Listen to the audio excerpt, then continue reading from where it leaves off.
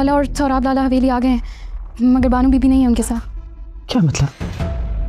तू वो लड़की के चक्कर में गया था ना? इस नामहरम लड़की को जो तुम हवेली में लेके आए हो, बानू तो किस वजह से? किस हक से रह रही हो? तबाहियां फैला दी हवेली में। बानू सरबुलंद से कहती है कि तुम छोड़ दो ये सरदारी वरदारी, हम शहर चलते हैं, वहाँ चलकर एक नई ज़िंदगी शुरू करेंगे, बीजान भी हमारे साथ होंगी। तुम शहर में पढ़ते हो, तुम्हारे हाथ में मुझे सिर्फ किताबें पसंद हैं। जिस पर सरबुलंद गुस्सा होकर कहता है, मुझ पर बहुत सारी जिम्मेदारियां हैं, मैं कैसे आंखें बंद कर सकता हूँ, मैं इस जगह को छोड़कर नहीं जा सकता। बानो ये सुनकर रोती हुई बाहर चली जाती है। जब वो बाहर बैठी हुई होती है तो उसे कोई साया दिखाई देता है। वो इसका पीछा करती है।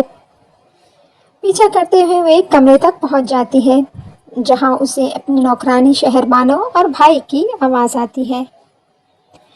उनकी बातें सुनकर इसके पैरों तले ज़मीन निकल जाती है। वो दरवाजे को धक्का देकर अंदर दाखिल होती है, जहां उसका भाई और नौकरानी शहरबानो बैठे बातें कर रहे होते हैं। वो अपने भाई से कहती है कि आपने ऐसा क्यों किया? शेरदिल लाला को भी आपने ही मारा है। आप रात के इस पहर इस नौकरानी के साथ इस कमरे में क्या कर रहे हैं? भाई आपको क्या हो गया है? आपने ये सब क्यों किया? वो तो आपका भाई था, आपने उसको क्यों मारा?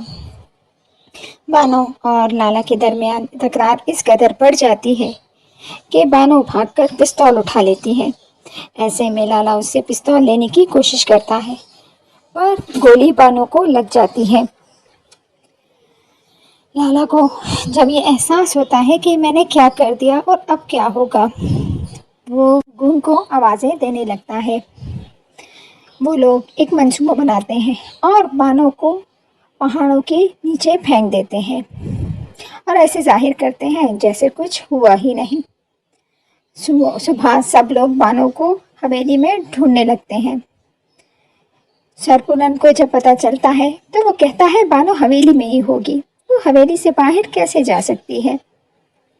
बीजान सरबुलंद से कहती है कि जाकर देखो बानो कहाँ जा सकती है।